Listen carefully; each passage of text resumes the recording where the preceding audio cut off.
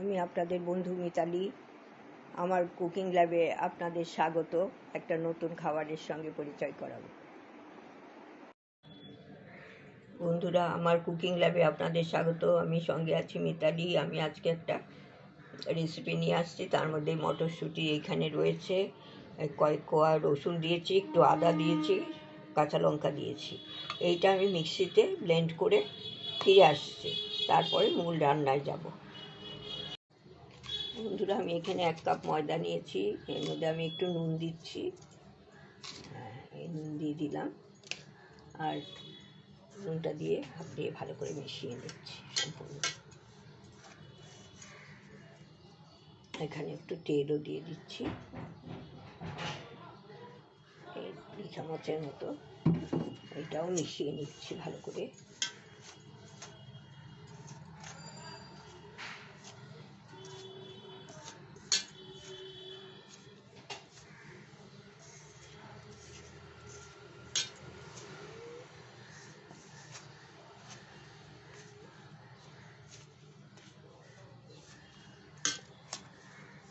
খুব ভালো করে মিশিয়ে রাখলাম।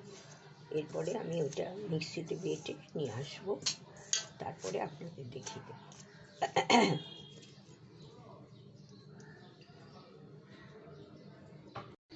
বন্ধুরা, এই যে আমি যা ওইটা অফ করা ছিল, আমি এখন দেখতে পেলাম।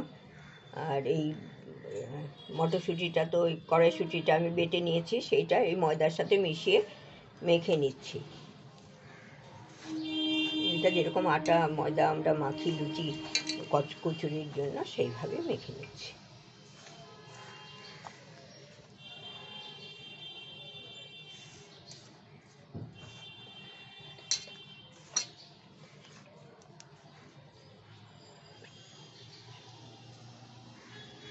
এই যে আপনি এরপরে আমি এইটা মেখে ফিরে আসছি।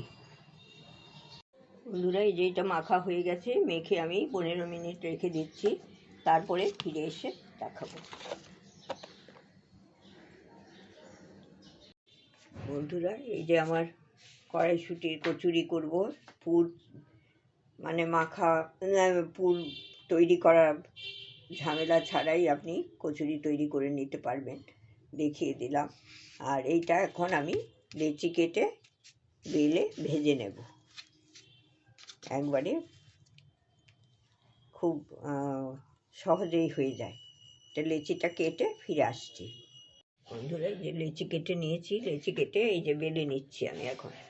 এক হাতে তো আমি একটাই দেখিয়ে দিচ্ছি। লুচির মতো বেলে নেবেন। এটাকে গ্রিন লুচিও বলতে পারেন, আর কচুরিও বলতে পারেন।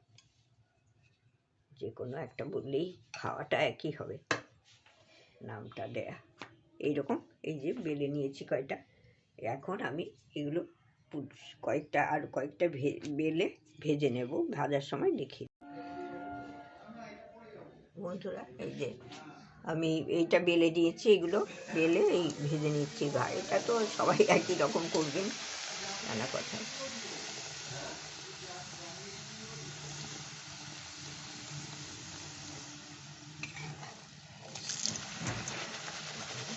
লালচে হয়ে গেলে, এটা একটু পড়ে গেলে, তাছাড়া কচুরিটার গন্ধটা বাইরে খুব ভালো বেরিয়েছে।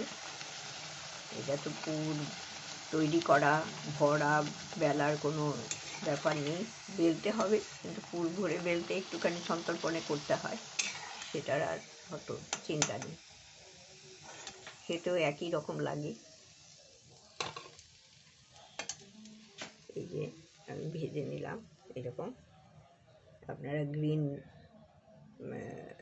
কচুরি বলতে পারেন, কিংবা মটরশুঁটির এমনি পুর দিয়ে মাখা। পুর নয় তো, পুরো ওই রকম ব্লেন্ড করে নিয়েছি, তারপরে ওইটা দিয়ে মেখে নিয়েছি। মেখে তারপরে এরকম বেলে নিলাম। এটা আলুর দম দিয়ে আমি সার্ভ করব। আপনারা যেরকম খুশি করতে পারেন। একটু পরে ফিরে আসছি আমি।